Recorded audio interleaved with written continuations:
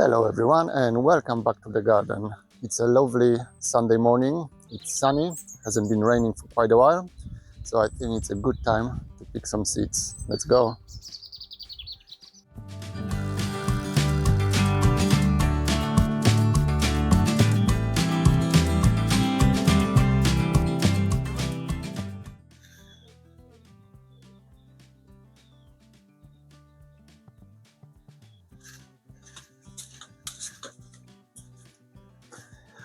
Well, first on the list are my gherkins. As you can probably see, they are stone cold dead. I stopped watering them a couple of days ago. They weren't producing any more new cucumbers, well, one or two every few days. So I decided it's time for them to go. They worked really well. I'm definitely gonna do that next year. Basically the floating shelves giving me double the space. I can grow stuff underneath and then on top of the shelves. But I've been saving a couple of the biggest cucumbers for seed saving. So we're gonna pick those cucumbers. Let me quickly show you how they look like. So here is the biggest of them. As you can see, it completely changed the color. It's yellow orangish now, and you can see the cracking on the skin. That means that it's ready to pick. Even when they are still green, but you can see the cracking on the skin, you can pick your cucumbers and the seed's gonna ripen inside the fruit anyway. You just need to leave it on the counter somewhere until it's fully ripe. It's very much same like pumpkins or squash. So let me pick all my seed cucumbers and we'll see what we're gonna get. So as I was telling you, that's my biggest one. That's the first one I left on the plant to grow to full size and ripen. Let me get all the other ones. That's another beauty. As you can see, it's not fully yellow yet, but it's definitely ready. That's a funky one. It managed to grow itself into one of the hole in the floating shelf, but it's still perfectly good for seed saving.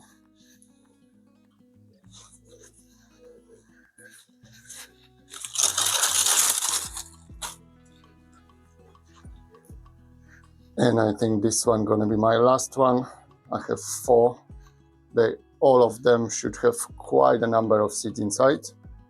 So 4 of them is definitely enough. Okay, so now everything that's left is removing the spent plants.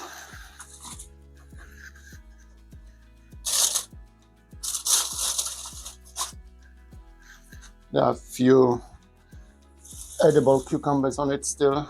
That's gonna go for salad.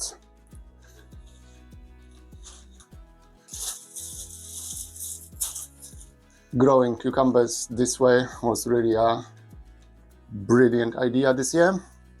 I'm definitely gonna do it next year.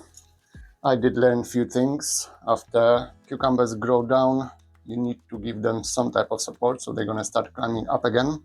Otherwise, they're gonna grow all the way to the ground and try to strangle any other plants you have growing under the shelves. So that's a lesson learned. Okay, I think that's all from this one.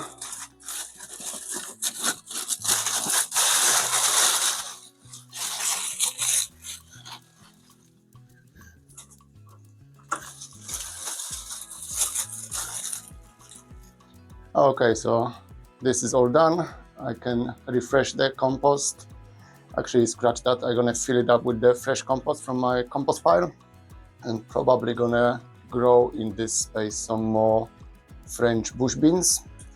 But now, after having harvested the cucumbers for the seeds, let's see what else we can harvest for the seeds in the garden. Let's go.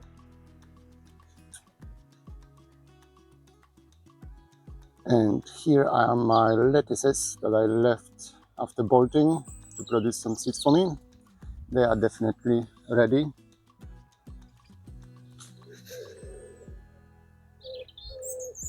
As you can see, each flower head turned into tiny dandelion head.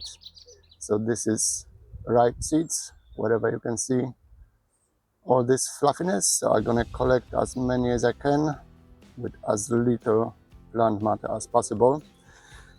Each flower bud like that gonna contain up to 10-15 seeds, I would say, maybe more than that. So from few plants, how many I have here? 1, 2, 3, 4, 5.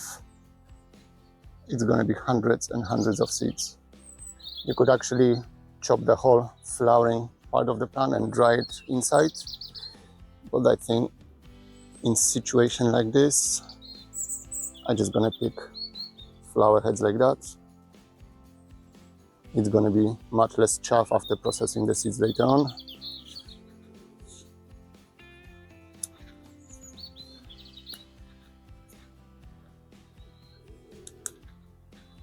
So I think that's plenty enough for now. I can always come and harvest a bit more. They all gonna go on a paper towel or some newspaper in a conservatory for a couple of weeks to completely dry out. So after that I can squash it and separate the seeds from their seed heads. But that's for later. Let's have a look what else we can get.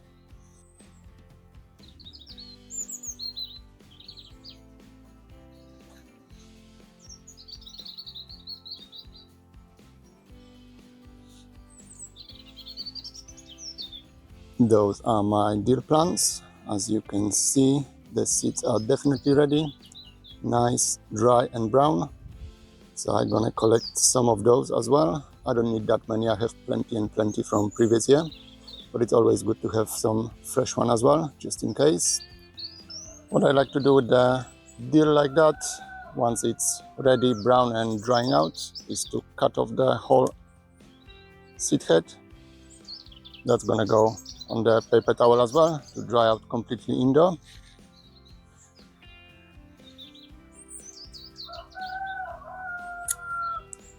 I just need 2 or 3 like that. As I said, I have plenty more already stored. But if you can see, every single seed on this seed head is a potential plant for next year. So if you can imagine, from one seed you're getting hundreds and hundreds of free seeds. It's really worth saving your own seeds. Okay, so I have my cucumbers, my lettuce and my dill already. There's one last plant on the list. Let me show you.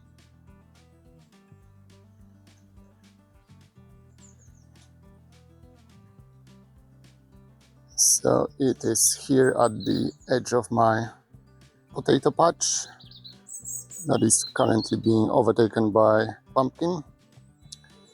Here at the end are my carrot plants. I left them last year in ground to flower and produce seeds for me this year. So I think they are getting ready to harvest as well. There must be about 10 carrot plants that I left last year. If you can see, they start very much like dill. It's the same plant family. After flowering and pollination, they turn into this nice pale green color. And once they start ripening, they are starting to turn brownish. This one might be ready for harvest, but I'm gonna wait a couple of more days. But after they are ready, they start closing on itself.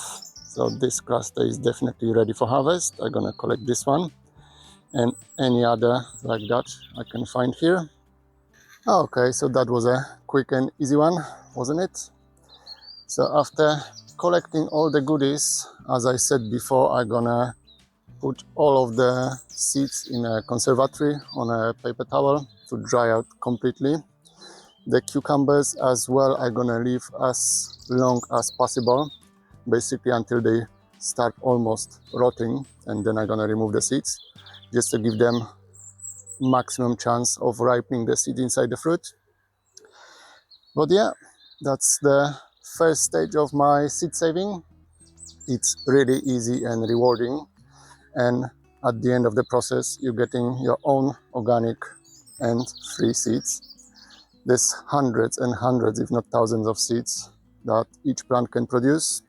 So I think it's a no-brainer. Anyone should try and collect as many as possible of their own seeds.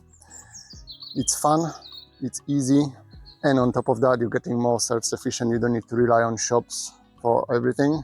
You can produce your own seeds. So yeah, I think that's all I have for you today. Just a quick one, but I think important one. Thank you very much for joining me in the garden, and I'll see you back here very soon. Bye.